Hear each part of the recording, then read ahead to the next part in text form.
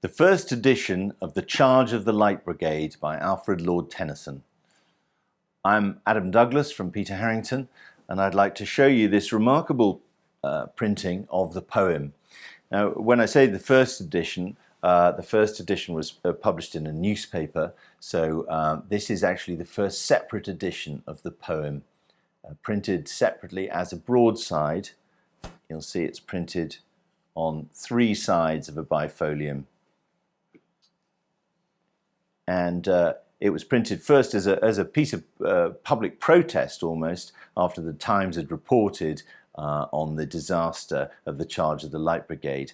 And at the end of the poem here, Tennyson adds a little note which he explains why he's printed this. He's saying, having heard that the brave soldiers before Sebastopol, who I'm proud to call my countrymen, have a liking for my ballad on the charge of the Light Brigade at Balaclava, I've ordered 1,000 copies of it to be printed for them. So this is one of those 1,000 copies. He's dated it here, 8th of August, 1855. Now, the poem itself had actually previously appeared not only in the newspaper, but it had also been collected into Tennyson's book Maud and Other Poems. It was one of the other poems in that volume. But that was a rather truncated text, and Tennyson felt that the soldiers would not like to read the truncated text because it pulled a few punches. And this separate broadside printing does not pull those punches. So in the second stanza here, we see the famous line, really, someone had blundered. Not though the soldier knew, someone had blundered. And it was that implication that somebody was at fault for the charge of the Light Brigade, and then that became the great question in Victorian society, who exactly was at fault? Now, this copy here is mounted on a piece of paper, a piece of card actually, it's light card, and underneath it, my father, Colonel Adolphus Burton C.B, was in the charge of the Heavy Brigade at Balaclava. The Heavy Brigade was the successful charge which preceded the disastrous charge of the Light Brigade, and there Adolphus Burton's daughter has signed with her initials by her married name. So that's clearly why he got it. He was one of the 1,000 people who got it.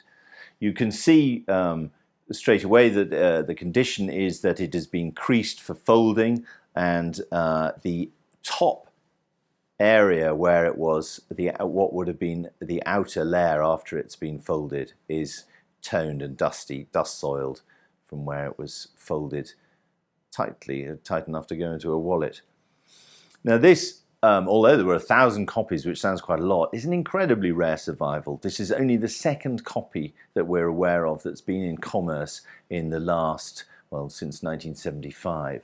There has been another copy which has appeared at auction 3 times, I think, but this is the only other copy known of this. And when you see a flimsy piece of paper like this, then you can see why it would survive in relatively few numbers.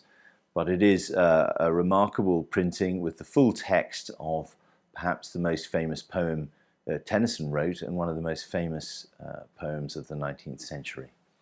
For more information on this and for other notable items of verse, please see the Peter Harrington website.